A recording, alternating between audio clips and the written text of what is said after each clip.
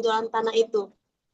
Ya, terus Tidak dijual, bukankah itu tetap tanah itu, bukankah itu tetap kepunyaanmu, dan setelah dijual, bukankah hasilnya itu tetap dalam kuasamu? Mengapa engkau merencanakan perbuatan itu dalam hatimu? Engkau bukan mendustai manusia, tetapi mendustai Allah. iya. Perhatikan. Jadi dalam kisah para rasul 5 ayat 3 sampai 4 tadi yang dibaca itu Petrus di sini menegur Ananias, bahkan juga menegur istrinya Sapira, ya. Ya, suami istri. Mengapa ditegur? Karena berdusta kepada Roh Kudus. Nah, berdusta kepada Roh Kudus, Simon Petrus mengatakan apa? Menegaskan bahwa perbuatan itu berarti apa? Dia bukan mendustai manusia, tapi engkau mendustai Allah. Berarti Roh Kudus itu disejajarkan, disetarakan dengan Allah. Engkau bukan mendustai manusia, tapi engkau mendustai Allah. Ya, berdusta kepada Allah. Ya, berdusta kepada Roh Kudus berarti berdusta kepada Allah. Jadi disejajarkan, disetarakan. Nah, ini menunjukkan, berarti teks Alkitab ini menunjukkan kesetaraan antara Roh Kudus dan Allah itu sendiri. Maka Roh Kudus itu adalah Allah itu sendiri. Ya, ya itu identitasnya yang sejati. Ya, identitasnya yang sejati. Jadi, perlu diperhatikan ya. Oke, kemudian kita perhatikan yang berikutnya dalam 1 Korintus 3:16. Coba baca 1 Korintus 3:16. 1 Korintus 3 ayat 16. Tidak tahukah kamu bahwa kamu sekalian adalah bait Allah dan bahwa roh Allah tinggal di dalam kamu? Hmm. Lanjut pasal 6 ayat 19. Masih 1 Korintus. Atau tidak tahukah kamu bahwa tubuh kamu semua adalah bait Roh Kudus yang tinggal di dalam kamu? Roh yang Oke, kamu terus. Allah dan kamu bukan milik kamu sendiri. Ya, jadi dari dua ayat yang dibaca tadi, 1 Korintus 3:16 dan juga 1 Korintus 6 ayat 19, di sini Paulus menyatakan bahwa tubuh orang percaya, tubuh kita ini adalah bait Allah. Mengapa dikatakan tubuh kita ini adalah bait Allah? Karena Roh Kudus itu tinggal dan diam di dalam diri orang percaya. Maksudnya apa? Ini suatu pernyataan menegaskan bahwa kehadiran Allah secara pribadi di dalam kehidupan kita melalui rohnya. Tuh ya. Nah, melalui rohnya. Jadi, ya, ingat, kita ini disebut gereja bukan pengertian secara gedung, fisik. Gereja itu adalah orang-orang percaya. Makanya dikatakan ada gereja lokal, gereja universal. Kalau gereja lokal, itu berarti kumpulan umat Kristen yang percaya kepada Yesus Kristus dan suatu dominasi gereja. Itu namanya gereja lokal. Demikian kalau gereja universal berarti umat Kristen di seluruh dunia. Ya, seluruh dunia. Siapa mereka? Yaitu dari kata eklesiologi, dari kata ex dan logi, dan dikatakan atau dikatakan eklesia. Nah, eklesia berarti orang-orang yang dikeluarkan dari kegelapan. Oleh siapa? Oleh Tuhan dibawa kepada terangnya Kristus, terang yang ajaib. Ya, proses perpindahan dari kehidupan yang lama, ya, yang menuju kepada kebinasaan, diproses ditebus oleh Tuhan melalui kematian dan kebangkitannya di kayu salib.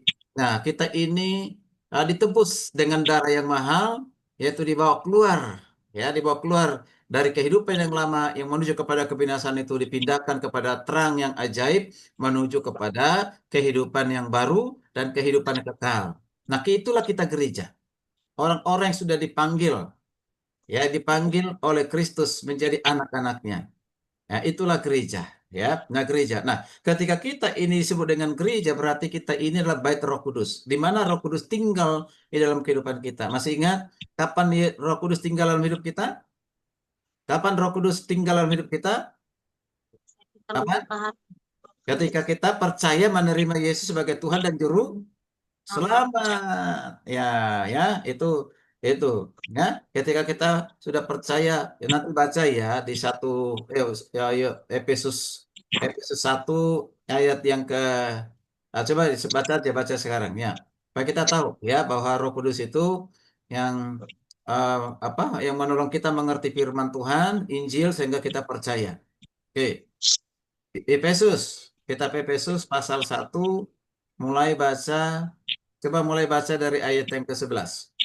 Ya, Di dalam dia, di dalam dialah kami diberi warisan. terus. Kita yang dari semula sudah dipilihnya Hmm, sesuai dengan maksud Allah yang ya, segala sesuatu menurut keputusan kehendaknya. terus belum. Kami yang sebelumnya telah menaruh harapan pada Kristus Ya, boleh menjadi pujian bagi kemuliaannya. ya, Di terus. dalam di dalam dia kamu juga, karena kamu telah mendengar firman kebenaran, yaitu Injil keselamatanmu. Di Hmm, dalam dia juga ketika kamu percaya, dimateraikan dengan Roh Kudus yang dijanjikannya itu. sampai situ dulu. Oke, dikatakan di situ ketika mendengarkan Injil. Injil itu berarti adalah Yesus Kristus, ya, yang telah mati dan bangkit, ya, itu Injil, karya Kristus, yaitu kematian dan kebangkitannya, ya, itu adalah Injil. Ketika kita dengarnya dan percaya, maka kita dikatakan di situ apa? Dimateraikan oleh siapa? Roh Kudus. Sebagai milik siapa? Milik Allah. Allah. Ya, milik Allah. Baca selanjutnya. Yuk. Ayat berapa tadi itu? 14 ya Pak. Sampai 14, 1 sampai 14. Terakhir. Roh Kudus, Roh Kudus itulah jaminan warisan kita sampai kita memperoleh penebusan yang menjadi kita milik Allah. Untuk Iya. Oke. amin. Roh Kudus itu menjadi jaminan, ya. Jadi kalau materai itu biasanya itu kan kalau di apa namanya ada surat perjanjian ataupun surat apapun yang nggak penting ada namanya materai sebagai jaminan. Nah, diumpamakan seperti itu ya. Roh Kudus itu adalah jaminan bahwa kita ini adalah milik Allah sampai kita nanti memperoleh penebusan untuk selama-lamanya. Ya, begitu ya. Nah, itu. Nah, siapa yang bisa melakukan itu? Kalau bukan Roh Allah. Berarti ya, Roh Kudus itu adalah Allah itu sendiri. Luar biasa ya. Hanya kalau dikatakan kita ini adalah bait Roh Allah, bait Roh Kudus, terjaga bukan hanya jaga kesehatannya, ya, ya tapi jaga juga supaya rohnya itu tetap connect ya dengan eh, yang mengaruniakan kepada kita keselamatan yaitu Yesus Kristus yaitu Roh Kudus memiliki hubungan persekutuan dengan Tuhan lewat doa kita, pujian kita, penyembahan kita, membiarkan Dia berbicara kepada kita dan kita berbicara kepada setiap hari itu. Meninggalkan segala perbuatan dosa jangan pernah mendukakan Roh Kudus. Itu ya. Yang mendukakan Roh Kudus itu masih bisa nggak dilakukan oleh orang percaya? Masih bisa nggak? Masih bisa. Seperti apa manusia atau orang percaya mendukakan Roh Kudus? Ayo, baca Efesus 4. Baca Efesus 4 mulai dari ayat yang ke-25. Efesus 4 ayat 25. Karena itu buanglah dusta dan berkatalah benar seorang kepada yang lain, Oke, karena siap, siap. adalah Oke, anggota oke, baik. Nah, perhatikan dikatakan itu karena itu apa? Buanglah dusta, dusta. Apa itu dusta? bohong, Berbohong.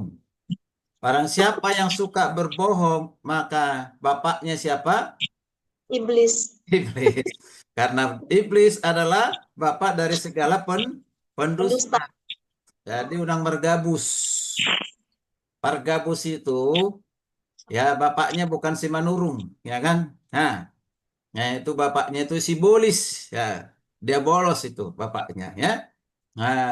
Nah itu. Makanya jangan sampai kita berdusta, jangan menjadi kebiasaan. Ternyata orang percaya, ini kan tegurannya kepada siapa? Oleh Paulus menegur siapa? Mengingatkan siapa ini? Jemaat di Efesus. terus Nah, jemaat di Efesus namanya jemaat di Efesus berarti orang percaya. Berarti masih suka berdusta. Tadi katakan berkatalah benar. Apa itu kalau benar bahasa Bataknya itu? Ya? jujur, Hah? Apa itu? Saya juga lupa.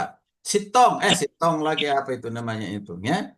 Ya, pokoknya adalah benar ya, benar gitu, berkata benar, selalu berujung untuk berkata benar ya. Oke. Yuk, lalu baca lagi ayat berikutnya. Ayat 26. Apabila kamu menjadi marah, janganlah berbuat dosa. Terus, Janganlah mati terbenam sebelum padam kemarahanmu. ya, dengan cara itulah manusia mendukakan Roh Kudus dengan cara apa? Parmuruk. Marah. Nah, permuruk. Sotik muruk terus, ya. Nah, sedikit muruk, sedikit marah, kan begitu. Ya, marah-marah melulu kerjanya. Emosional. Perhatikan, marah seperti marahnya Yesus karena masalah menggunakan bait Allah itu beda. Marah untuk membangun. Kalau di sini marah emosional, marah yang ada dendam, ada sakit hati, ada kebencian, itu marah yang dimaksudkan di situ. Amarah. Ya amarah, ya itu udah boleh ada pada kita. Kalau kita ada itu berarti kita mendukakan Roh Kudus. Ya, baca berikutnya. Yang ke ayat berapa itu? Udah dua ya. Yang, yang Margabus, 27 dan Marmuruk, terus. dikatakan kepada iblis. Ah, kalau udah marah-marah itu jangan sampai berserakan apa berikan kesempatan kepada iblis. Ya, jangan. Ya, jangan sampai nanti kalau udah iblis yang mengambil alih, udah kita tidak terkontrol, bahkan bisa melakukan hal-hal yang tidak diinginkan. Ya, lanjut. Orang yang mencuri, janganlah ia mencuri lagi. Hmm, Tetapi ia bekerja keras dan melakukan pekerjaan yang baik dengan tangannya sendiri. iya, Supaya ah, memberikan sesuatu pada orang yang berkekurangan. iya. Yang ketiga, bukti mendukakan Roh Kudus itu apa? Ya, Jangan unang apa itu? Unang mencuri, apa ya? Jangan mencuri. Jangan mencuri. Nah, ternyata orang percaya masih suka mencuri ya. Nah, mencuri. Ya, jangan mencuri. Jadi bekerjalah dengan tangan sendiri itu artinya bekerja dengan jujur, bekerja dengan keras ya. Jangan mengambil yang bukan miliknya. Begitu merampas, merampok, mencuri, apa itu korupsi, jangan ya. Bekerja dengan tangan sendiri, dengan kekuatan yang Tuhan berikan, maka dengan hasil itu kita bisa berbagi dengan orang lain. Oke, itu. Baca berikutnya. Ini yang keempat. Tadi udah tiga ya. Janganlah perkataan kotor keluar dari mulutmu, tetapi pakailah perkataan yang baik untuk membangun, di mana perlu supaya mereka yang mendengarnya beroleh anugerah. Nah, ini menjaga ini lidah. Ya, lidah itu menjaga perkataan kita. Ya, sehari-hari perkataan kita itu perkataan yang kotor, yang najis, atau perkataan yang membangun, perkataan yang bersih. Itu berawal dari pikiran. Pikirannya kotor, pasti juga hatinya kotor, dan juga bicaranya pun kotor, begitu ya. Hati-hati. Ya, kata kotor ya itu pengertiannya sangat luas ya. Di antaranya misalnya. Kalau ribut suami istri, seemosi semarah apapun, jangan kau bilang suamimu itu monyet, misalnya kan, dasar bodat kau. Nah, itu, ya itu perkataan kotor itu, ya. Nah, kalau udah suaminya dibilang bodat, oh, kalau aku bodat, kau lebih dari bodat. Nah itu repot sudah kan, gitu ya. Nah, kenapa kau mau bersuami bodat? Nah, itu. Jadi jangan, ya. Atau kata-kata yang lain yang kasar gitu, ya. Nah, jadi itu tidak boleh, ya. Nah. Semarah-marahnya kita harus mengendalikan diri. Karena dengan mengatakan demikian berarti kita mendukakan Roh Kudus. Ya. Oke, itu selanjutnya. Oke. Jadi hari ini lewat pembelajaran doktrin Roh Kudus ini membuat kita semakin bertobat, begitu ya. Oke. Nah, oke. Kita lihat lagi sebutan kepada Roh Kudus bahwa Roh Kudus sebagai Allah yang sejati. Ada sebutannya. Ya, ada sebutan-sebutan itu menunjukkan bahwa dia adalah Allah. Coba buka Roma 8 ayat 9. Roma 8 ayat 9, apa dikatakan? Roma 8 ayat 9. Ya. Namun kamu tidak hidup dalam tabiat daging, melainkan dalam roh. Jika memang roh Allah tinggal dalam kamu, namun jika orang tidak memiliki roh Kristus, ia bukan milik Kristus. Ya. Di situ ada Roh Allah, ya, Roh Allah. Kemudian adalah Roh Kristus, ya. Kemudian coba lihat lagi Yohanes 14 ayat 17. Yohanes 14 17. Tadi yang sudah dibaca, baca lagi. Disebut di situ apa tadi? Ingat tadi apa itu? Yohanes 14 ayat 17. Ya, Yaitu roh kebenaran. ya, roh kebenaran. Jadi sebutan pada Roh Kudus itu disebut dengan Roh Allah, Roh Kristus, Roh kebenaran. Ini tuh apa? Ini menunjukkan hubungan ontologis dan hubungan yang esensial antara Roh Kudus dan dua pribadi ilahi yang lain, yaitu Bapa dan Anak. Berarti Roh Kudus itu setara dengan Bapa, setara dengan Anak, maka kalau dia setara, dia adalah Allah. Ya. Jadi dari sebutan namanya saja, Roh Allah, Roh Kristus, Roh kebenaran, ini menunjuk kepada Roh Kudus, ya, bahwa dia adalah Allah. Itu ya. Oke.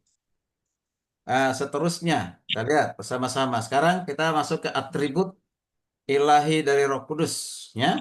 Jadi dalam doktrin Tritunggal, pengakuan terhadap atribut ilahi Roh Kudus merupakan salah satu penopang utama untuk apa? Pemahaman keilahiannya, pemahaman ketuhanannya, ya, ketuhanannya. Jadi kita perhatikan sifat-sifat yang dimiliki oleh Roh Kudus itu, dia memiliki sifat yang dimiliki oleh Allah, yaitu apa? Dia kekal, ya, memiliki sifat kemahakuasaan, kemahadiran, kemahatauan, kekudusan, dan kasih. Ya, mari kita lihat satu persatu, ya. Oke, sekarang kekekalan yang disebut dengan eternality, ya. Kekekalan merupakan atribut mendasar yang menandakan bahwa Roh Kudus tidak diciptakan dan juga Roh Kudus itu tidak terikat dengan apa? Dengan waktu. Jadi Roh Kudus itu bukan hasil ciptaan, bukan hasil temuan, ya. Bukan, tapi dia adalah pribadi yang sudah ada di dalam kekekalan. Ada bukti Alkitabnya tidak? Ada dalilnya tidak? Ada. Baca Ibrani 9:14. Ayo, Ibrani 9:14. 9 ayat 14. Ya. Terlebih lagi darah Kristus yang melalui roh yang kekal telah mempersembahkan dirinya sendiri kepada Allah sebagai Ya. persembahan yang tidak bercacat, akan mencucikan hati nurani kita dari perbuatan-perbuatan yang sia-sia, supaya kita dapat beribadah kepada Allah yang hidup. Perhatikan di surat Ibrani 9:14 itu menyebut Roh Kudus itu sebagai roh yang kekal.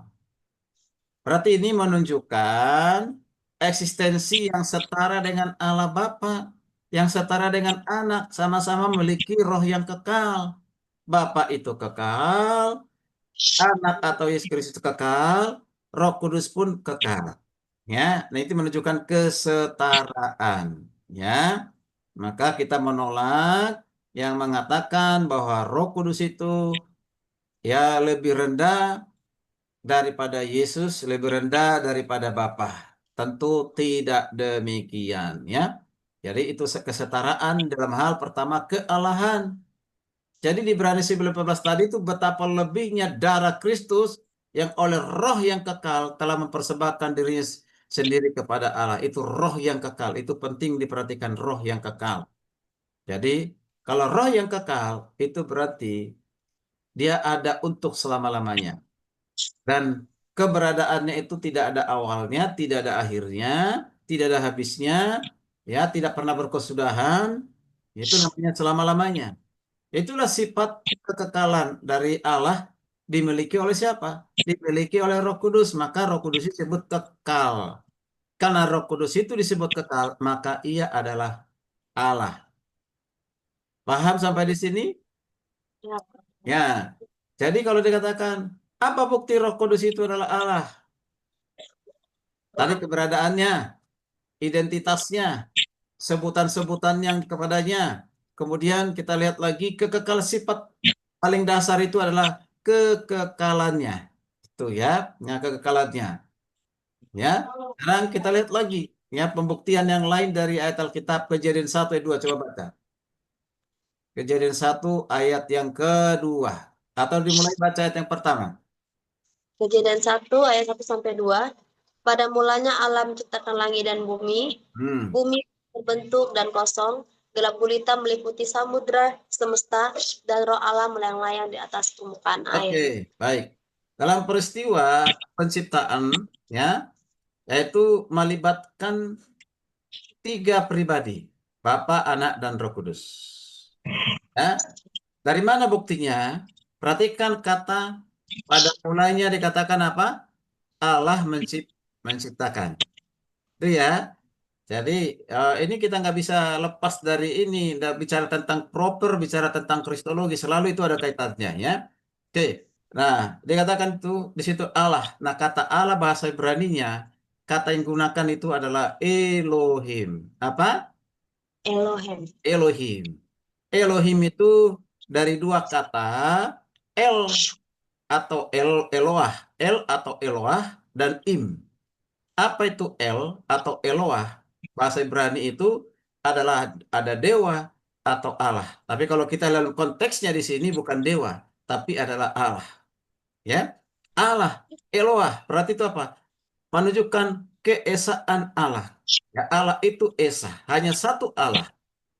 Nah, tapi dalam kekristenan tidak menunjukkan ya membuktikan bahwa Roh Kudus itu ya maaf Allah itu adalah Allah yang mutlak ya mutlak tunggal dalam arti pribadi ya pribadi di dalam hal kealahannya di dalam hal keilahiannya itu esa hanya satu Allah tidak ada dua Allah tiga Allah apalagi lebih dari tiga Allah tidak ada esa. Nah, tapi perhatikan kata im. Im itu menunjukkan apa? Kejamakan. Artinya kejamakan itu berarti ada keterlibatan tiga pribadi, Bapa, Anak, Roh Kudus. Ada nggak itu Alkitab? Banyak sekali yang menunjukkan hal itu. Ya, di teologi proper sudah diajarkan. Di teologi doktrin Kristus juga sudah diajarkan hal itu. Ya. Lalu kita melihat Roh Kudus. Ya, Roh Kudus. Ya. Nah, yang kedua tadi dikatakan Roh Allah melayang-layang. Itu ya.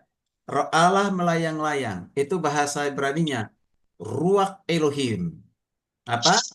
Ruach Ruah. Elohim. Ya, Ruach Elohim itu berarti roh Allah. Kalau melayang-layang itu bukan seperti layangan ya. Kata yang digunakan selalu mengeram, menyempurnakan ciptaan. Ya kan? Menyempurnakan ciptaan. Berarti Roh Kudus terlibat di dalam penciptaan. Sama seperti Yesus terlibat dalam penciptaan. Ya kan? Nah, kalau Bapa terlibat dalam penciptaan, Anak atau Yesus terlibat dalam penciptaan, Roh Kudus terlibat dalam penciptaan, berarti setara. Itulah menunjukkan Roh Kudus itu adalah Allah. Oke, udah jelas ya. Jadi apa yang dikatakan oleh eh, apa namanya kejadian satu dua itu sebelum segala sesuatu ada, Roh Kudus itu sudah ada. Dan jadi tidak mungkin Roh itu ada setelah ciptaan karena sebelum ada ciptaan apapun itu Roh itu sudah ada. Roh itu sudah ada. Karena dia ada sebelum ciptaan berarti Roh Kudus itu berada di dalam kekekalan. Ya. Coba baca dulu menurut Erikson apa itu ya, di tahun 2017. Coba baca dulu, bantu saya baca. Apa, Pak? Yang di layar. Erik Ya. Erik 2013 menegaskan bahwa kekekalan Roh Kudus menunjukkan keberadaannya yang independen dari ciptaan. Iya. Jadi ini penulis buku ya di bukunya Erikson di tahun 2017 menegaskan tentang apa? Kekekalan Roh Kudus itu menunjukkan keberadaan yang independen dari ciptaan. Ada dengan sendirinya, dia ada tidak disebabkan oleh sesuatu di luar dirinya, tapi itu memang sudah ada, sifat kekekalan itu sudah ada di dalam pribadinya, itu miliknya. Ya, dari kekal sampai kekal itu ada pada diri Roh Kudus. Ya, makanya Roh Kudus itu tidak muncul setelah penciptaan. Jadi kita menolak ajaran mengatakan Roh Kudus itu kapan ada? Oh, setelah pencurahan Roh Kudus baru Roh Kudus ada. Atau segala segala sesuatu diciptakan Roh Kudus ada. Oh, tidak. Kalau Roh Kudus itu ada setelah penciptaan dan Roh Kudus itu ada setelah pencurahan Roh Kudus, maka dia bukan Allah. Mengapa? Karena bertentangan dengan sifat yang dimiliki yaitu kekekalan. Ya, jadi itu. Jadi sebelum segala sesuatu ada, sama seperti Yesus sebelum dia berinkarnasi datang ke dunia ini, dia sudah ada dalam kekekalan namanya praeksistensi atau prainkarnasi. Ya, nah itu. Sebelum Roh Kudus, sebelum penciptaan, sebelum pencurahan Roh Kudus itu sudah ada. Ya, berarti dia sudah ada, telah ada sejak kekekalan. Nah, itu ya. Nah, jelas itu ya sifat kekekalannya ya. Nah, kita perhatikan juga menurut eh, Michael di tahun 2002 menurut bukunya apa? Coba baca dulu. Ya. Dalam teologi kontemporer, Michael Hmm. 2022 menyoroti kekekalan roh sebagai dimensi waktu ilahi yang terbuka. Artinya, Roh Kudus memungkinkan manusia mengalami Allah yang kekal dalam sejarah. Iya, dimensi waktu ilahi yang terbuka. Artinya Pak Roh Kudus itu memungkinkan manusia mengalami Allah yang kekal dalam sejarah. Nah, perhatikan. Siapa yang dapat memiliki kehidupan kekal? Atau manusia yang dapat memiliki kehidupan kekal? Itu atas kerja peran siapa? Nah, sebelum ke situ, orang yang sudah percaya kepada Kristus sebagai Tuhan Juru Selamat, sesuai dengan apa dikatakan di Yohanes 3:16, hafal ayat itu? Coba baca. Ya. Karena begitu besar kasih Allah akan dunia ini, Hmm. Ia menekan anaknya yang tunggal supaya kita yang percaya Supaya tidak setia. binasa, supaya setiap kita yang percaya tidak binasa melainkan memperoleh hidup yang kekal. Nah, jadi ayat itu dikatakan setiap orang yang percaya kepada nama anak Allah, anak yang tunggal itu dikatakan apa? Memiliki hidup yang kekal. Jadi tidak binasa sama saja tidak binasa, melainkan beroleh hidup kekal. Nah, itu kekal. Berarti kehidupan kekal itu karena kita percaya. Berarti sumbernya dari Tuhan. Yaitu dalam konteks ini dari Tuhan Yesus. Jadi kekekalan yang kita miliki itu berbeda dengan kekekalan yang dimiliki oleh Roh Kudus. Ya, Roh Kudus itu adalah sumber kekekalan kita. Ya, tanpa Roh Kudus tidak mungkin seorang memiliki namanya kekekalan. Ya, manusia tidak memiliki sifat kekekalan kalau bukan karena pekerjaan Roh Kudus. Karena itulah pekerjaan Roh Kudus, maka itu hanya bisa dikerjakan oleh Allah. Roh Kudus itu adalah Allah. Ya, oke, jadi jelas ya. Nih. Sekarang kita lihat sifatnya yang dimiliki, yaitu selain Roh Kudus itu yang memiliki sifat kekekalan, Roh Kudus itu juga maha hadir. Kita tolong baca Mazmur 139 ayat 7 sampai 10. Yuk, Apa? Mazmur 139 ayat 7 sampai yang ke-10. Ya, Mazmur 139 ayat 7 sampai 10. Ya, Kemana aku dapat pergi menjauhi rohmu? Kemana aku dapat lari dari hadapanmu? Jika aku naik ke langit, engkau di sana. Jika aku menaruh tempat tidurku di dunia orang mati, engkau pun di situ. Jika aku terbang dengan sayap fajar dan membuat kediaman di ujung laut, juga di sana tanganmu akan menuntun aku dan tangan kananmu memegang aku. iya. Apa artinya dari ayat itu? Kesimpulannya adalah itu menunjukkan kemahahadiran Roh Kudus. Kemana aku dapat pergi menjauh dari rohmu? Artinya apa pertanyaan itu? Kita nggak bisa pernah menjauh dari roh Tuhan. Dimanapun kita ada, di dunia orang mati, itu dikatakan di mana saja kita berada, roh Allah itu ada. Itu maksudnya. Ya, Roh Kudus bukan hanya ada di gereja. Roh Kudus ada di di tempat kos nggak? Ada. Roh Kudus ada di bioskop nggak? Ada. Roh Kudus ada di night club nggak? Ada nggak? Ah, ya ada nggak? Ada ya. Ah, saya belum pernah Pak ke night club jadi saya nggak tahu. Ada nggak? Ada, cuma tidak dirasakan, tidak diterima, tidak dialami oleh orang-orang yang di dalam. Nah, karena dia adalah maha hadir. Nah, hanya kita yang percaya ketika kita mulai mencoba dulu pernah itu Marga Aritonang ya, udah sekolah teologi, setiap selesai kuliah ke bioskop. Karena dari kampus itu waktu itu dekat bioskop. Nah kan, bioskop yang murah meriah begitu ya.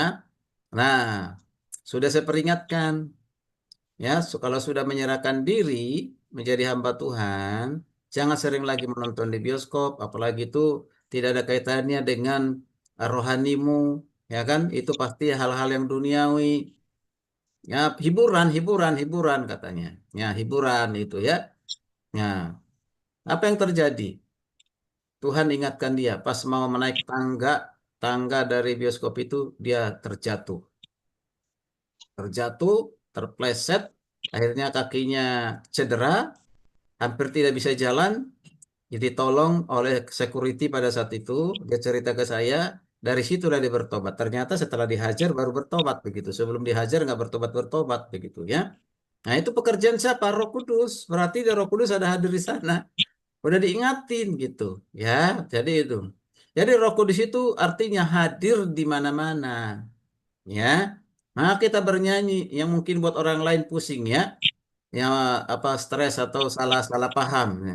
Kalau nyanyi, apa lagu itu? Kiri kananku ada Tuhan, sekelilingku ada Tuhan, dalam hidupku ada Tuhan. Terus apa lagi?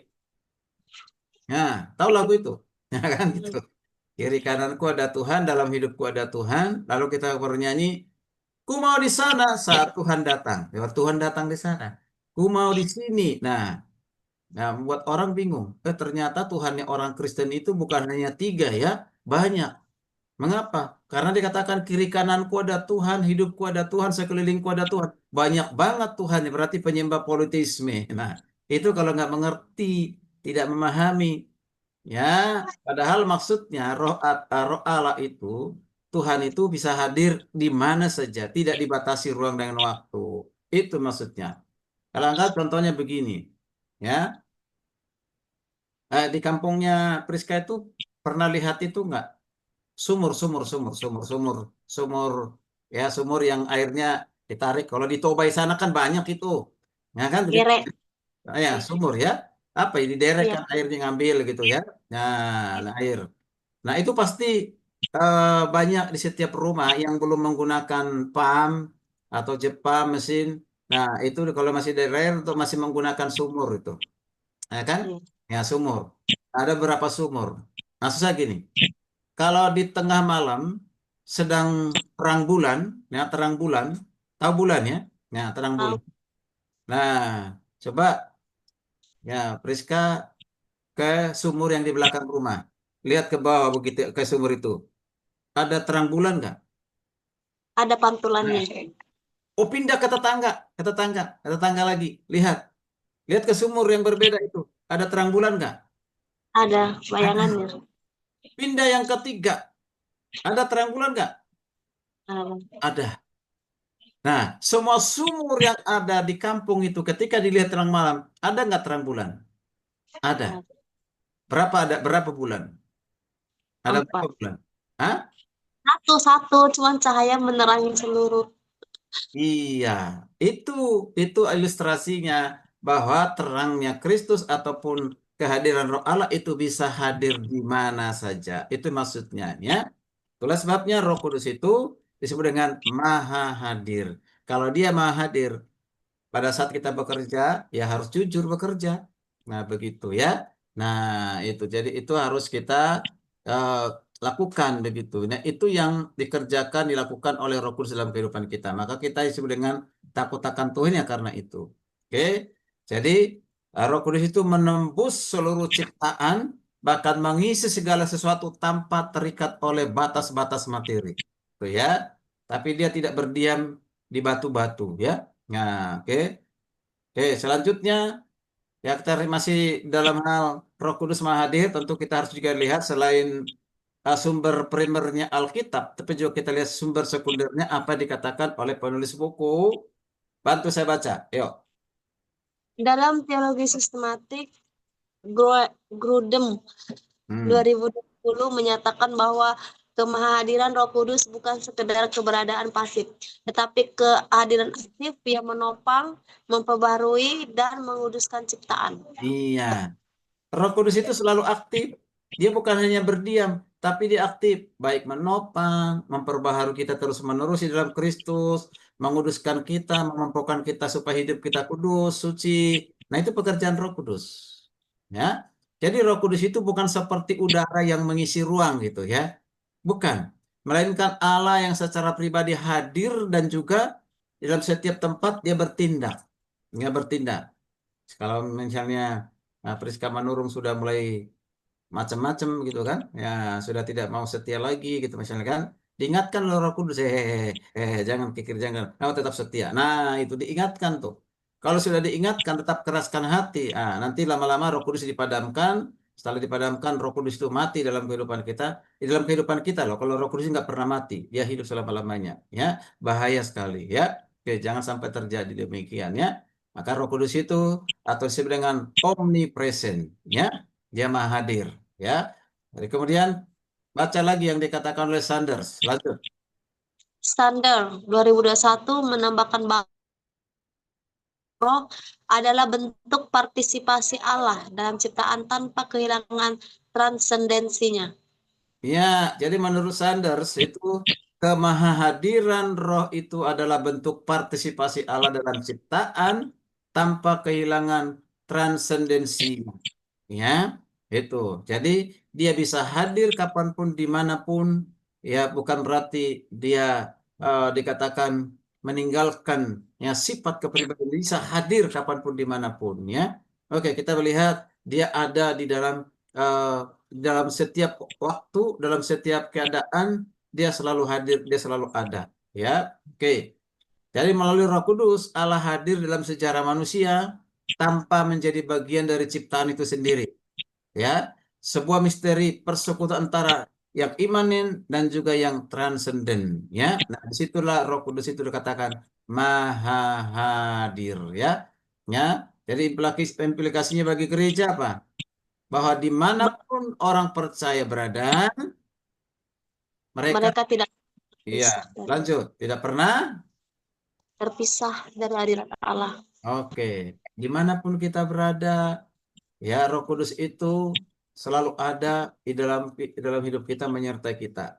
Roh Kudus itu tidak meniadakan jarak spiritual, meniadakan geografis, tidak ada jarak, tidak ada geografis, ya. Dia ada secara universal sebagai tubuh yang hidup di dalam kehadiran Allah yang sama dimanapun, ya. Itu ya, kita lihat itu sifat yang kedua, ya.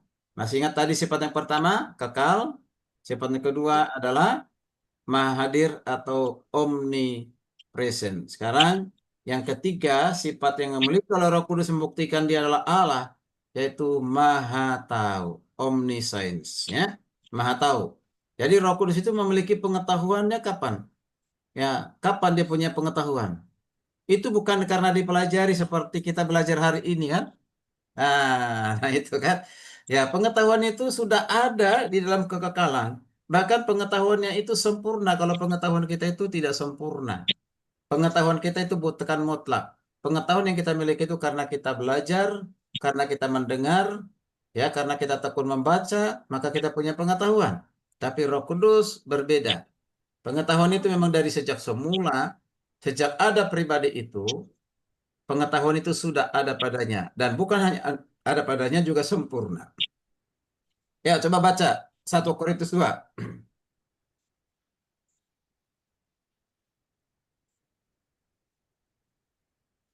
Coba baca 1 Korintus 2 10-11.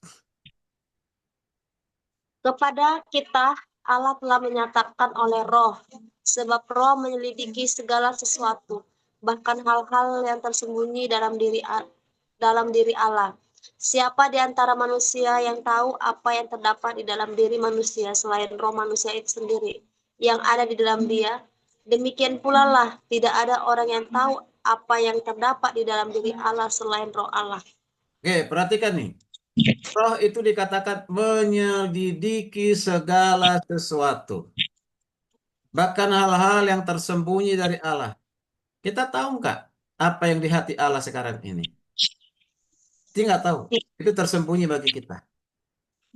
Kalau ada yang berusaha untuk mengetahui apa yang di hati Allah, ya, tidak akan pernah ketemu. Bisa hanya mereka-reka saja, meraba-raba saja, ya kan? Menebak-nebak saja. Tapi Roh Kudus, apa yang tersembunyi bagi manusia di dalam Allah itu, Roh Kudus itu singkapkan, bukakan. Itu disebut dengan apokalipto.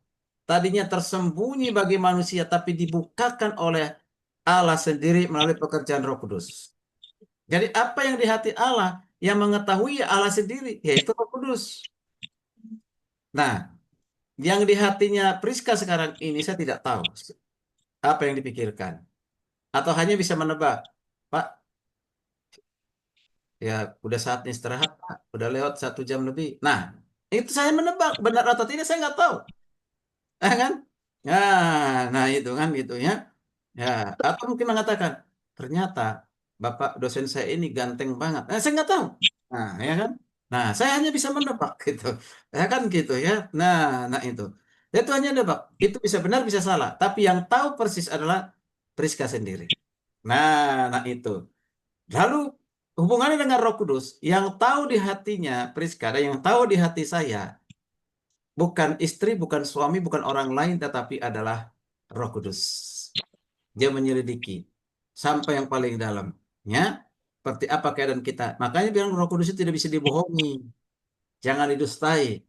Jadi 1 Korintus 2:10, 11 yang sudah dibaca tadi itu menegaskan bahwa Roh Kudus itu memiliki pengetahuan penuh tentang realitas ilahi dan ciptaan, sesuatu yang hanya dimiliki oleh Allah sendiri. Ya, tidak dimiliki oleh manusia. Pengetahuan, mengetahui pikiran kita, mengetahui hati kita, bahkan mengetahui apa yang akan kita perkatakan, sebelum kita perkatakan dan perkatakan, tindakan kita, semuanya dia tahu. Ya, dia tahu. Ya, tidak ada yang tersembunyi bagi Roh Kudus. Itu ya. Nah, oke, jadi kita lanjutkan lagi ya tentang sifat kemahatauan. Bantu saya untuk baca. Yuk. Semua, Pak.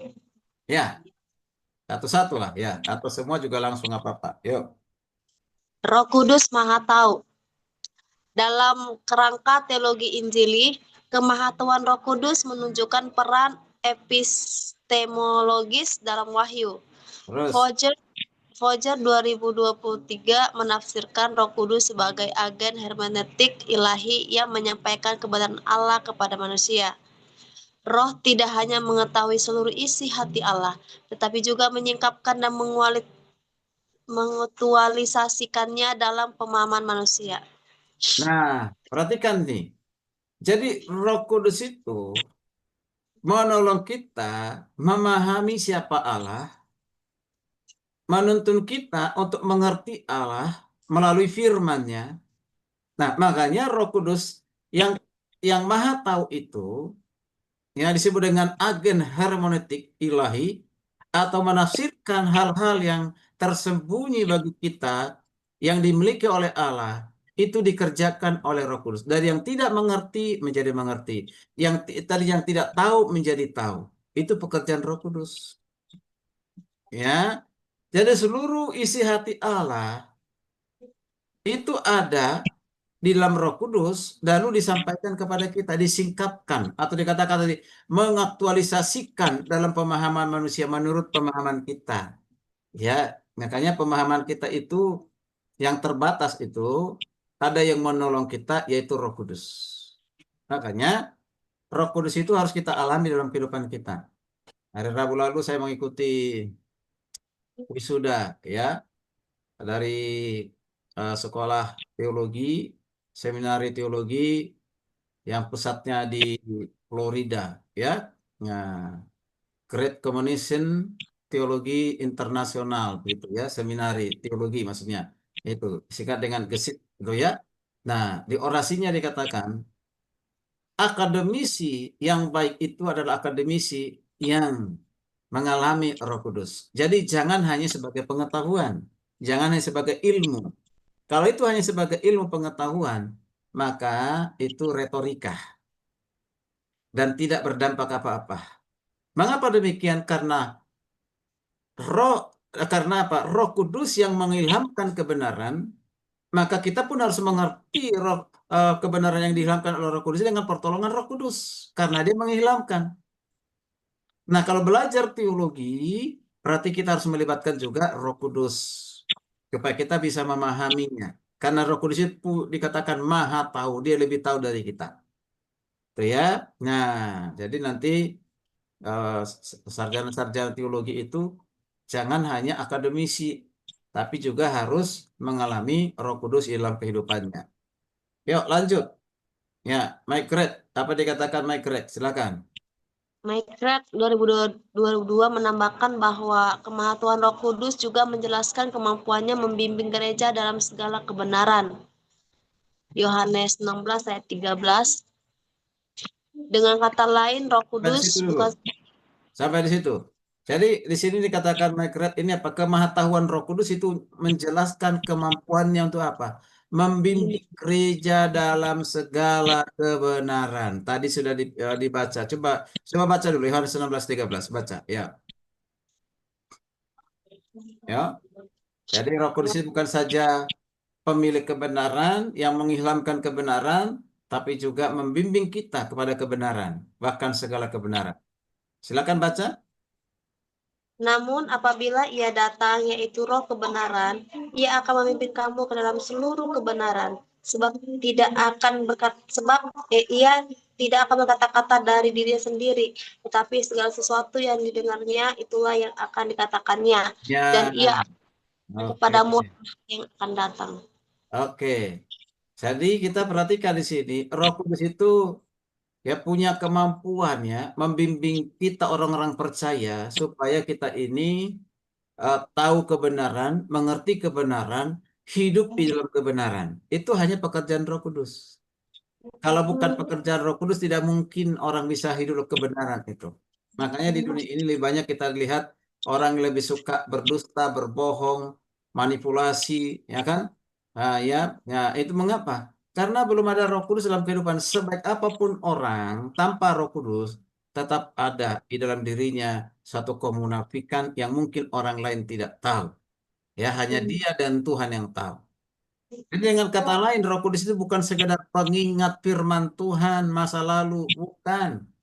Tetapi dia disebut dengan subjek epistemik aktif yang terus bekerja dalam proses pemahaman teologi dan juga untuk membentuk moral umat percaya. Jadi terus-menerus. Itu disebut dengan komprehensif. Jadi titik awal kita percaya terima sebagai juru selamat, Roh Kudus tinggal dalam diri kita, mulai dari situ kita mulai. Itu awal. Titik awal dalam kekekalan, sebelum masuk dalam kekekalan kita diproses. Ya, ya diproses, pikirannya diperbaharui, hatinya diperbaharui, tindakannya diperbaharui, seluruh hidupnya terus-menerus diperbaharui. Seperti yang Tuhan mau, bukan lagi yang dia mau, bukan lagi yang dunia mau. Begitu ya. Nah, itu jelas, itu maha tahu, itu omniscience. Oke, sekarang yang keempat, ya. Ya, omnipotence. Dikatakan Roh Kudus yang maha kuasa. Ini sifat yang keempat, ya. Roh Kudus itu maha kuasa. Jadi Roh Kudus itu sering dipahami sebagai kuasa kreatif, penopang, dan pembaharuan ilahi. Sering disebut itu, ya. Jadi terjadi pembaharuan terus-menerus dikerjakan oleh Roh Kudus. Coba baca dulu Mazmur 104 ayat 30. Yuk, dalam Mazmur 104:30 apa dikatakan di sana? Silakan. Mazmur 4 ayat 30. Ya. Apabila engkau mengirim rohmu, mereka tercipta dan engkau membarui muka bumi. Iya. Jelas ya, dalam ini dikatakan di situ apa? Apabila engkau mengirim rohmu, maka tercipta. Engkau memperbaharui muka bumi. Ada kata di situ. Ketika tadi dikatakan engkau mengirim, artinya Roh Kudus itu datang, bukan dikirim seperti surat ya. Roh Kudus itu ada, dikatakan mencipta mereka, mencipta manusia. Bukan hanya mencipta manusia, memperbaharui juga muka bumi, menciptakan segala sesuatu. Berarti dia maha kuasa. Tidak ada satu pribadi di dunia ini yang dapat mencipta kecuali Allah. Ya, makanya kata mencipta pun itu digunakan kata bara. Kata bara itu kata tunggal. Ya, sifatnya tunggal. Apa maksudnya katakan tunggal? Kata bara itu hanya digunakan, bisa dipakai itu menunjuk kepada Allah mencipta. Dari yang tidak ada menjadi ada. Maka kata yang sama juga Ruach Elohim, roh Allah yang melayang-layang menyempurnakan ciptaan itu dikerjakan oleh Roh Kudus karena dialah pencipta, maka dikatakan maha kuasa, ya, maha kuasa.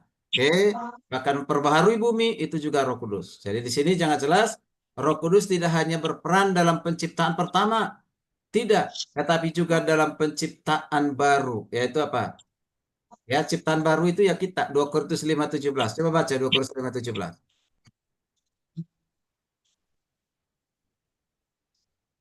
2 Korintus 5:17 ini sebenarnya ayat yang sangat terkenal ya. Oke, ya. Jadi siapa yang ada di dalam Kristus, ia adalah ciptaan baru, yang lama sudah berlalu, sesungguhnya yang baru sudah datang. Ya, dikatakan siapa yang ada di dalam Kristus adalah ciptaan Yang baru baru. Yang lama sudah berlalu, sesungguhnya yang lama sudah berlalu, yang baru sudah datang. datang. Masih ingat Kak perkata apa di mana Yesus ketemu dengan Nikodemus, seorang tokoh Yahudi atau tokoh agama, tentang apa? Masih ingat di Yohanes 3 ayat 6 sampai 7, engkau harus dilahirkan kembali. Kembali. Jika engkau tidak dilahirkan kembali, engkau tidak dapat melihat kerajaan Allah. Diulang 2 kali. Engkau harus dilahirkan kembali. Jika engkau tidak dilahirkan dari air dan roh, engkau tidak dapat masuk dalam kerajaan Allah. Gitu kan? Kelahiran itu dikerjakan oleh Roh Kudus, dikerjakan oleh Roh Allah. Nah itu. Jadi Roh Kudus itu ya yang maha kuasa itu dia berkuasa membuat kita menjadi ciptaan baru, menjadikan kita menjadi ciptaan baru di dalam Kristus. Siapa yang membuat yang menuntun membuat orang akhirnya percaya kepada Kristus, menerima sebagai Tuhan Juru Selamat? Siapa? Itu pekerjaan Roh Kudus. Selama Roh Kudus tidak bekerja dalam kehidupannya, dia tidak akan pernah percaya dan mengaku Yesus Kristus adalah Tuhan, Yesus Kristus adalah Juru Selamat. Ya, mengapa? Karena itu hanya pekerjaan Roh Kudus. Ya, jadi bukan kita yang menjadikan orang lain percaya kepada Kristus, bukan kita. Tapi pekerjaan Roh Kudus kita ini tugasnya apa? Hanya memberitakan aja, beritakan Injil, beritakan firman. Nanti masalah percaya atau tidak itu urusannya Roh Kudus. Ya. Jadi kalau Priska sudah percaya lahir baru, itu bukan karena kehebatanmu, ya, bukan. Ya, bukan karena namamu Priska seperti dalam Alkitab, bukan. Ya kan? Bukan karena kau suka nurun gitu ya, ada gitu ya. Bukan. Tapi itu karena kasih karunia Tuhan. Jadi Roh Kudus itu bukan berperan dalam penciptaan tetapi juga di dalam penciptaan baru. Ya, yaitu kita menjadi ciptaan baru. Dan juga dia berkuasa untuk apa? Membangkitkan Kristus dari kematian. Coba baca Roma 8:11. Roma 8 ayat 11. Roma 8 ayat 11, jika Ya. roh dia telah membangkitkan Yesus dari antara orang mati tinggal di dalam kamu, maka ia yang telah membangkitkan Kristus dari antara orang mati akan menghidupkan juga tubuhmu yang fana itu oleh rohnya yang tinggal di dalam kamu. Ya, ayat ini sering digunakan di otak-atik oleh orang-orang tertentu, bukan pemilik Alkitab ya. Ya, untuk melemahkan bahwa Yesus Kristus bukan Tuhan. Nah, dikatakan Kristus Tuhan, dia mati lalu dibangkitkan. Siapa yang membangkitkan? Gitu kan? Ya, siapa yang membangkitkan? Kok Allah membangkitkan Allah, aneh katanya begitu ya. Ini karena nggak paham ini. Ya, nah itu karena nggak paham, ya coba mengutak-atik kitab suci orang lain begitu ya. Nah itu. Kita lihat Yesus hadir sebagai manusia sejati dan juga dia Allah yang sejati. Jadi yang dibangkitkan itu apanya?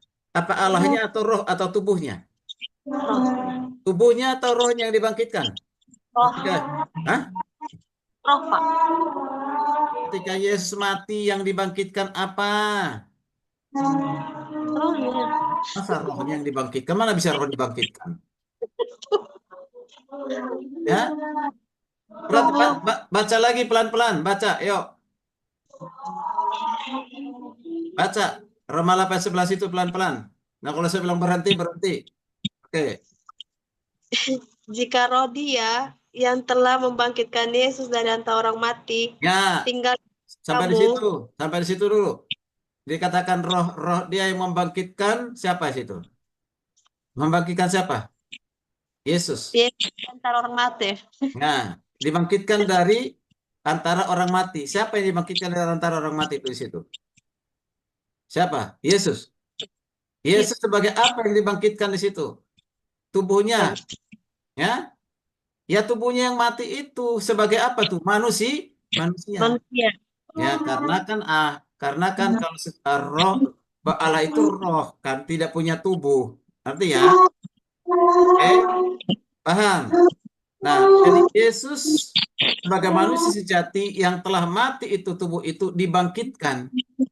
Jadi tubuh Yesus sebagai manusia itu dibangkitkan oleh siapa? Ya dibangkitkan oleh Allah. Bukan Allah membangkitkan Allah, bukan. Paham? Ngerti ya? Ya, itu.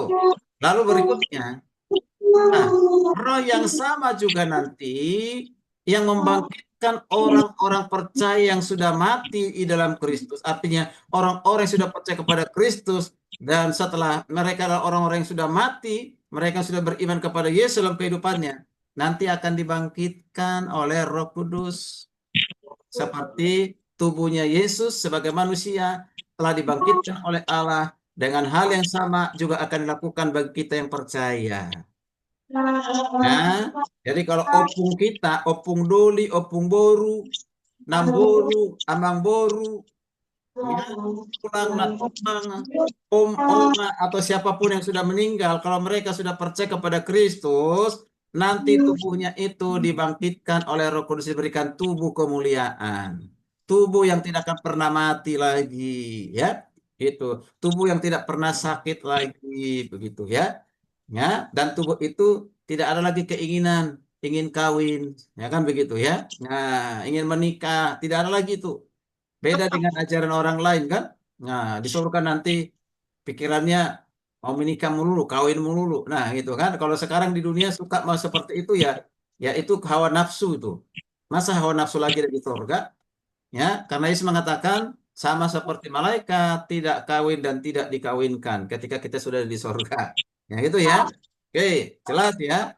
Oke, nah, paham? Itu mengapa bisa terjadi karena Roh Kudus itu maha kuasa. Kalau dia tidak maha kuasa, nggak mungkin membangkitkan membangkitkan orang yang percaya ya dari kematian membawa kepada kehidupan kekal. Tidak mungkin. Tapi karena dia maha kuasa, maka itu bisa dikerjakan, dilakukan. Coba baca Erikson 2013. Jadi itu tadi sumber primernya. Sekarang kita lihat dari sumber sekundernya. Silakan.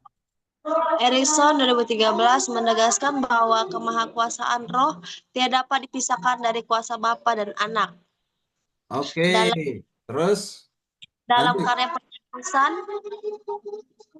Hmm. roh menjadi sarana penerapan karya Kristus secara efektif. Ya, Ia memampukan. mampukan orang berdosa untuk percaya, menguduskan hati, dan membentuk keserupaan dengan Kristus. Oke, jadi menurut Erikson, ya dalam bukunya menegaskan bahwa kemahakuasaan roh tidak dapat dipisahkan dari kuasa Bapa dan Anak. Artinya apa? Kalau Bapa Maha Kuasa, Anak Maha Kuasa, maka Roh Kudus pun itu adalah memiliki sifat kemahakuasaan. Ya, dan ingat kemahakuasaan itu bukan pemberian Bapa, bukan pemberian anak, bukan, tapi itu sudah ada pada dirinya, melekat pada dirinya. Ya, kemahakuasaan itu. Makanya dalam karya penebusan, kuasa Roh Kudus itu menjadi sarana untuk apa? Penerapan karya Kristus secara efektif. Itu tadi yang saya katakan tadi. Siapa yang menuntun membuat seseorang tahu Yesus, akhirnya percaya Yesus, mengikut Yesus, itu pekerjaan Roh Kudus, bukan di bawah ancaman senjata. Seperti agama-agama lain ya, ada bawa ancaman ya senjata ataupun mungkin diiming-iming, mau nggak menjadi agama kami? Saya kasih kau jabatan, saya kasih kau uang, saya kasih kau wanita yang kaya, ya, apa saya berikan kepadamu apapun yang kau mau, yang penting kau menjadi agama kami, mau nggak? Nah itu. Dalam kekristenan tidak ada seperti itu. Maka ada orang mau menuduh-nuduh kita. Jadi kalau ada dari agama lain masuk ke Kristenan, berapa banyak uang dikasih padamu? Ya kan gitu. Ya, jadi kalau ada orang datang kepada Kristus bukan karena ada pemberian, tapi karena itu pekerjaan Roh Kudus. Ya, dia mengenal Yesus, percaya kepada Yesus, dan hidup dalam Yesus itu pekerjaan Roh Kudus. Jadi apapun resikonya, konsekuensinya, dia tetap percaya. Karena percaya itu pekerjaan dari Roh Kudus. Jadi inilah yang memampukan orang berdosa untuk tetap percaya, menguduskan Tuhan terus dalam kehidupannya, setia kepada Tuhan sampai serupa dengan Kristus dalam hal karakter, sifat itu karena pekerjaan Roh Kudus, ya, Roh Kudus. Itu mengapa bisa terjadi? Karena kemahakuasaan Roh Kudus. Bantu baca lagi. Yuk. Nah, itu belum dibuka itu volumenya. Oke. Dalam pemikiran teologi kontemporer, Pilar 2022 mengkaitkan kemahakuasaan roh dengan konsep divine energy yang kreatif. Roh Kudus adalah sumber daya cipta Allah yang terus-menerus memperbarui dunia. Ya, terus Kuasa ini bukan sekedar energi spiritual, melainkan manifestasi aktif dari kehendak Allah Tritunggal yang bekerja dalam sejarah. ya, jadi perhatikan kemahakuasaan Tuhan itu bukan saja menciptakan dunia dan segala isinya, bukan juga melahirbarukan seseorang menjadi ciptaan baru, tapi Roh Kudus itu juga memperbaharui terus-menerus keadaan bumi ini. Ya, apa yang diciptakan itu tidak pernah ditinggalkan, seperti yang ada orang tertentu mempunyai pandangan begitu, setelah diciptakan sudah dibiarkan. Enggak, tetap dipelihara, dijaga. Ya, diperbaharui terus-menerus. Ya, jadi itu. Jadi manifestasi dari Roh Kudus itu terus-menerus terjadi sampai ke dalam kekekalan. Ya, bukan hanya sampai batas dunia ini ada, tidak. Ya, sampai kepada kekekalan. Ya, karena kemahakuasaan itu tidak dibatasi kapanpun, dimanapun. Ya, oleh siapapun. Yang keenam, yang terakhir. Ya, ya, yang terakhir atau sifat yang dimiliki oleh Roh Kudus itu membuktikan dia adalah Allah, yaitu Roh. Namanya disebut dengan Roh Kudus, holiness, ya. Holiness itu adalah kekudusan Roh Kudus. Oke, coba baca, kita tolong. Atribut ini melekat bahkan dalam namanya, Roh Kudus. Kekudusan bukan hanya sifat moral, tetapi natur ontologis yang membedakan Allah dari ciptaan. Dalam Yesaya 63 ayat 10 sampai 11, Roh Kudus disebut Roh Kudus Allah yang dapat didukakan tetapi tetap suci dalam naturnya. Oke, maksudnya gini, Roh Kudus itu roh suci, sudah dikatakan roh yang kudus. Maka kalau dikatakan roh kudus berarti dia punya sifat kudus. Dia sifatnya suci. Itu bukan bicara hanya tentang moral. Misalnya orang baik, itu berarti moralnya baik. Nah, atau dikatakan dia penuh dengan ampunan, penuh dengan kasih. Nah, itu bukan sebatas sifat itu, tapi kekudusan itu, kekudusan yang sempurna yang sudah dimiliki oleh Roh Allah yaitu Roh Kudus. Ya, kapan dia miliki? Ya, karena sesuai dengan namanya Roh Kudus, yaitu sudah ada melekat pada dirinya. Dari dia ada sampai selama-lamanya dia ada. Jadi sekali lagi bahwa kekudusan Tuhan itu bukan bersumber dari luar dirinya, ya, atau dipengaruhi oleh lingkungan sehingga dia dituntut untuk kudus, tidak. Kalau kita manusia, kita kudus karena ada yang menolong kita untuk hidup kudus, yaitu apa? Roh Kudus. Tapi kalau Roh Kudus hidup dalam kekudusan, bukan karena ada yang menolong dia, karena itu memang sifat hakiki yang dia miliki. Ya, makanya di sini kita orang yang sudah percaya kepada Kristus disebut sebagai orang-orang kudus. Orang-orang kudus itu posisi kita adalah orang-orang kudus, tapi dalam kehidupan sehari-hari kita masih berjuang untuk hidup kudus, hidup suci. Maka dikatakan, kuduslah kamu karena Tuhan sebab aku kudus. Mengapa kita harus kudus? Karena Tuhan itu kudus. Karena Roh Kudus itu kudus, bukan karena kita kudus. Kita kudus karena pertolongan Tuhan. Ya, nah ini. Jadi dikatakan Roh Kudus Allah. Ya, Roh Kudus Allah. Nah, ini Roh Kudus itu adalah agen kekudusan Allah yang mentransformasi umat manusia menjadi kudus. Itu tadi. Kekudusan Priska, kekudusan saya itu bukan berasal dari saya, tapi dari Tuhan yang berikan kita kemampuan untuk hidup kudus. Yuk, kita tolong baca 1 Tesalonika 4 ayat 7 sampai 8. Kita tolong baca Pak. 1 Tesalonika 4 ayat 7 sampai 8. 1 Tesalonika 4 Ya. ayat 7 sampai 8, Allah memanggil kita bukan untuk melakukan apa yang cemar, melainkan apa yang kudus. Karena itu, siapa yang menolak ini bukanlah menolak manusia, melainkan menolak Allah yang telah memberikan juga rohnya yang kudus kepada kamu. Iya, kalau Tuhan sudah memberikan kepada kita roh yang kudus, artinya tinggal dalam kehidupan kita roh yang kudus. Kita dipanggil untuk itu untuk apa? Menyatakan bahwa Allah memanggil umatnya bukan lagi untuk melakukan kecemaran, bukan lagi untuk melakukan dosa, melainkan harus hidup di dalam kekudusan. Sebagai bukti bahwa kita sudah menerima Roh Kudus dalam kehidupan kita, berjuang, memelihara hidup, menjaga hidup di dalam kekudusan. Ya, memelihara hidup dalam kekudusan. Itu yang Tuhan mau di dalam kehidupan kita. Ya, oke, kita tolong baca lanjut menurut Sanders. Menurut Sanders 2021, kekudusan Roh Kudus adalah ekspresi kasih Allah dalam bentuk pemurnian. Kekudusan bukan hanya pemisahan dari dosa, tetapi pembaruan total dalam kasih. Ya, sampai di Roh, situ.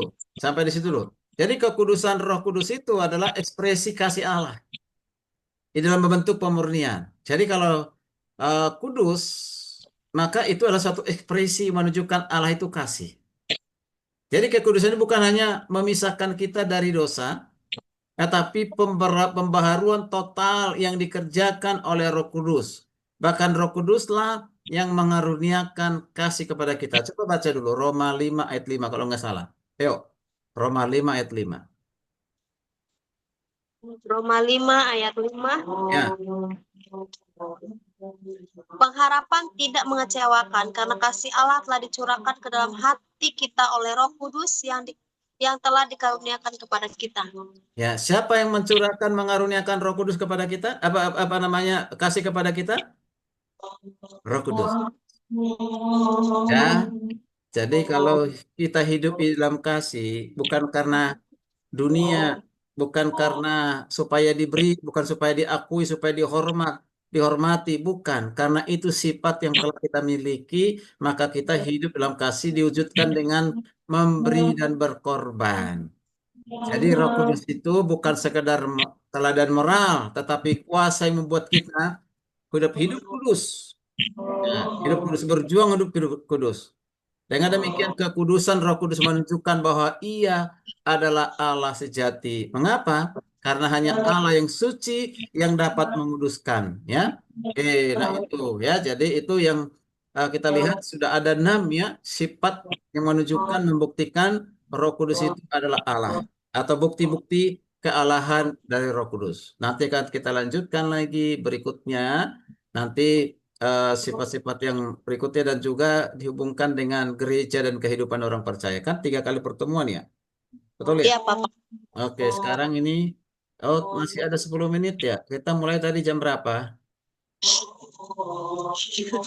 Jam 4. Ini jam Iya. 5.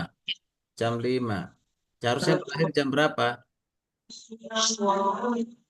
Berakhir jam berapa? Jam 18 dong. Iya, Papa. Masih ada 9 menit. Saya sudah selesaikan satu lagi nih. Ya. Nah, ya sifat yang ketujuh supaya angka sempurna ya. Ya, angka sempurna. Oke, jadi sifat yang ketujuh itu yang dimiliki oleh Roh Kudus yang membuktikan Roh Kudus itu pribadi Allah ya, yaitu apa? Kasih dan kesetiaan Roh Kudus. Tadi Roma 5 ayat 5 sudah dibaca ya. Paulus Papa. mengatakan bahwa kasih Allah telah dicurahkan ke dalam hati kita oleh siapa? Oleh Roh Kudus yang telah dikaruniakan kepada kita. Itulah sebabnya kasih manusia dengan kasih Allah itu berbeda. Ya, ya. Masih ingat ketika Simon Petrus dipersiapkan oleh Tuhan Yesus setelah kebangkitan Yesus dikatakan Simon Petrus, apakah engkau mengasihi aku? Simon Petrus jawab Ya, apa? Ya Tuhan, aku mengasihi engkau. engkau. Maka Tuhan katakan, gembalakanlah domba Dombaku. dombaku. Pertanyaan yang sama sampai 3 kali. Mengapa Yesus sampai bertanya 3 kali? Ya, mengapa Yesus bertanya pertanyaan yang sama 3 kali, Simon Petrus? Apakah engkau mengasihi aku? Lalu dijawab, ya Tuhan, aku mengasihi engkau. Masih gembalakanlah domba-dombaku. Pertanyaan kedua, Simon Petrus, apakah engkau mengasihi aku? Ya Tuhan, aku mengasihi engkau. Gembalakan domba-dombaku. Lalu pertanyaan ketiga, Simon Petrus, apakah engkau mengasihi aku? Maka sedihlah hatinya. Lalu dikatakan, benar, aku mengasihi engkau dengan kasih filia, tapi saya mengasihi engkau dengan harus diharapkan kasih agape. Gitu ya. Karena ketika Tuhan bertanya pertanyaan yang pertama, itu yang diminta Tuhan mengasihi Tuhan Yesus itu kasih agape, tapi dijawab dengan kasih apilia, kasih persahabatan. Ya, nah itu. Jadi Yesus tahu bahwa Petrus mengasihi Yesus karena kasih persahabatan, bukan kasih agape. Mengapa perlu penting itu? Supaya dia jangan lagi sampai menyangkal Yesus nanti setelah Yesus naik ke sorga. Jadi kalau dengan kasih agape, kasih ilahi, kasih yang tidak ada batasnya, kasih yang mengampuni, kasih yang membuat dia berani, kasih dia mengasihi jiwa-jiwa. Nah, kalau itu sudah padanya, maka dia pun akhirnya setia menjadi rasul sampai akhir dari hidupnya. Mengapa? Sampai dia berkorban. Bahkan dia ah, mati martir dan dia tidak mau disalib seperti Yesus kepala ke atas, tapi disalib dengan kepala ke bawah. Mengapa demikian? Ya, karena kasihnya kepada Tuhan Yesus yang telah memanggilnya. Itu kasih agape. Nah, begitu ya. Kalau kasih dunia ini ya berbeda ya. Ya, kalau suami istri, kalau kau masih ganteng, masih cantik, nah baru mengasihi. Kalau kau masih kaya, mengasihi. Tapi kalau kau miskin, kere, kehilangan kasih, kan begitu ya. Nah itu. Itu mah kasih manusia. Ya, makanya terjadi banyak perceraian itu 2 tahun, 3 tahun, 4 tahun, bahkan 20 tahun bercerai. Mengapa? Udah kehilangan kasihnya, kasih dunia, kasih manusia, bukan kasih Tuhan. Kalau kasih Tuhan, dia akan hidup bertahan untuk selama-lamanya, menerima segala kekurangan, keterbatasan, kelebihan. Begitu ya. Mengapa? Itu karena Roh Kudus. Jadi kasih itu bukan hanya sekedar perasaan, melainkan realitas personal yang dimediasi oleh Roh Kudus setiap saat di dalam kehidupan kita. Makanya, mengapa dikatakan oleh Yesus, ya kalau kita ditampar, ya, ya pipi kiri berikanlah pipi kanan. Kalau engkau dicaci maki, jangan balik mencaci maki. Kalau engkau dihina, jangan balik menghina, tapi doakan diberkati. Nah, itulah kasih Tuhan. Tapi kalau kasih dunia, waduh, kalau sudah difitnah, dihina, dan yang lain sebagainya, yaitu apa? Apalagi kehilangan nyawa, nyawa ganti nyawa. Nah itu, itulah manusia, beda, ya kan? Kalau kasih Tuhan, kasih Roh Kudus itu adalah kasih setia. Yuk, silakan baca apa dikatakan oleh McGrath. Baik, Draft 2022 menafsirkan kasih Roh Kudus sebagai perpanjangan kasih Trinitarian, kasih yang mengalir dari Bapa kepada Anak dan dari Anak kepada umat melalui Roh. Iya, oke. Nah, perhatikan tuh. Bapak itu penuh kasih, anak itu juga penuh kasih, dan karena Bapak anak penuh kasih itu, dan itu juga ada pada Roh Kudus, dan ada pada umat percaya. Jadi, jadi gini, Bapak, anak, Roh Kudus orang percaya. Ya, nah itu kasihnya itu kualitasnya sama, mutunya sama. Tapi ketika ada dalam hati manusia, ya dikehendaki juga demikian sebenarnya. Itu ya, bukan mengasihi karena dikasihi, bukan mengampuni karena diampuni, tidak. Bagaimana kita mengasihi orang yang tidak mengasihi kita, mengampuni orang yang tidak mau mengampuni kita, itu hebat. Itu yang luar biasa. Itu bisa terjadi hanya karena kasih Kristus. Itu terjadi karena kasih yang dimanifestasi dari Roh Kudus dalam kehidupan kita. Oke, nah itu. Jadi jelas ya, kesetiaan itu adalah dua hal, apa satu ditambah dengan kasih adalah kedua hal. Kalau dikatakan mengasihi pasti setia. Setia dibuktikan dengan kasih. Ya, kesetiaan itu dasarnya kasih. Gitu ya. Nah, jadi itu menjadi bagian karakter dari Roh Kudus yang bekerja bagi setiap kita yang percaya kepada Kristus. Itulah yang dikatakan oleh Paulus di Galatia 5 ayat 22. Coba baca. Galatia 5 ayat 22. Nah,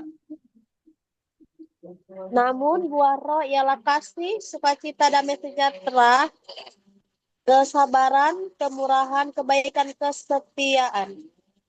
apa saja buah roh dikatakan di situ apa buah roh? Buah roh itu diawali dengan yang pertama tadi apa?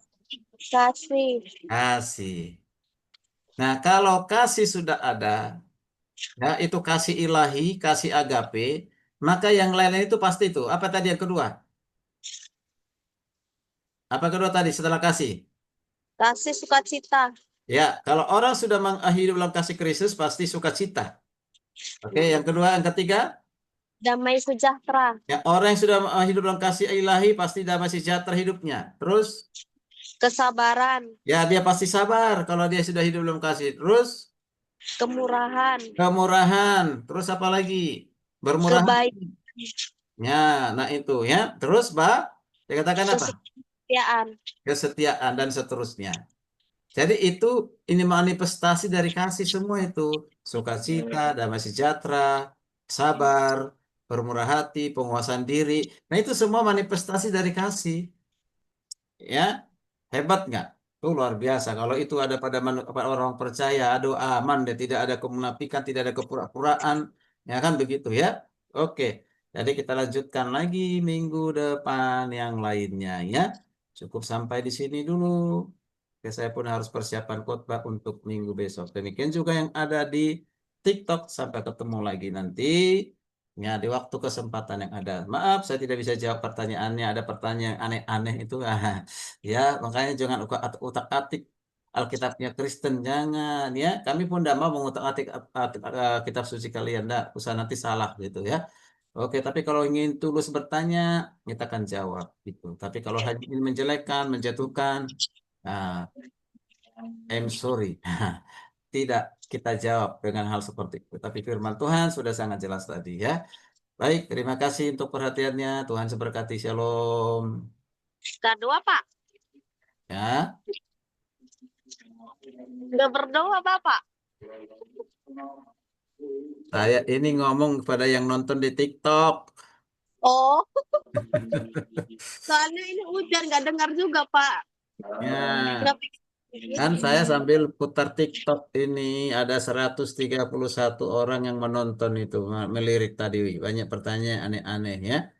Oke, ada pengikut baru, ada yang memberikan hadiah satu. Saya udah butuh hadiahnya sebenarnya dikasih, tapi tidak apa-apa ya. Entah hadiahnya itu diambil di mana, diambil di Taman Mini mungkin nanti kan. Gitu. Tempatnya bagus. Oke, baik. Sampai ketemu lagi nanti pertemuan terakhir di Sabtu depan. Ya, kita akan bicara berhubungan dengan eh, gereja ya. Apa hubungannya Roh Kudus dengan gereja dan kehidupan eh, orang percaya. Oke. Silakan. Tadi si Marco mundur, tidak menghilang karena katanya sakit. lagi di Nah, rumah sakit katanya, Pak. lagi dari rumah sakit. Eh, Ya. yang sakit siapa dia? Nggak tahu, Pak, cuma dibilang begitu. Iya, iya, iya, iya. Oke lah. Ini dia saya belum baca chatnya ini. Maaf Pak, saya di rumah sakit sekarang. Oke, oke lah. Yuk, silakan. Baru menurut berdoa. Ya, Musaf- baik, Pak.